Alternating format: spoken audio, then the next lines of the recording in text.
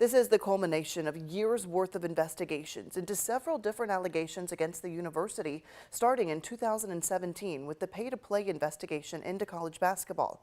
U of L has waited 5 long years to see what this decision would be and how it would impact the basketball program going forward.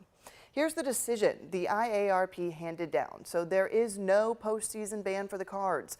The school must pay a $5,000 fine. There is a small reduction in recruiting activities, but no loss in scholarships. The school will have a 2-year probation, and notably, there are no punishments for the former coaches Rick Pitino and Chris Mack.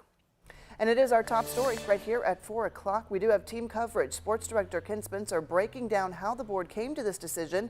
Tyler Griever talking to U of L. And Isaiah Kim Martinez spent the day on campus. Students and staff now reacting to the news. But first, we want to look at the scandal itself. Like we said, U of L and their fans have been waiting for this shoe to drop for years. The investigation focused on Brian Bowen, a recruit offered $100,000 to come to U of L by Adidas. This was the second scandal in 2 years, and it led to the firing of head coach Rick Pitino and athletic director Tom Jurich in October of 2017. 3 men were federally sentenced and served prison time for their roles in pay for play.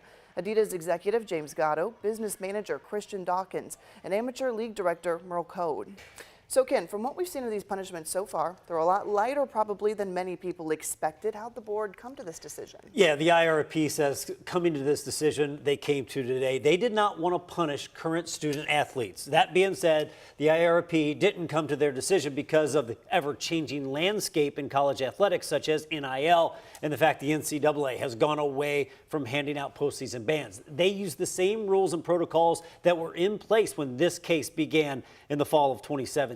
The biggest allegation in this case, the NCAA believed assistant coaches at the time, Jordan Fair and Kenny Johnson, along with members of Adidas, conspired to pay recruit Brian Bowen $100,000 for him to come to Louisville. The IARP felt Adidas acted on their own in this manner and not on behalf of Louisville. We considered 3,000 files, hundreds of thousands of documents, and there was simply insufficient, and I would say the panel found it grossly underwhelming information that was presented to us to indicate that there was knowledge that this was taking place.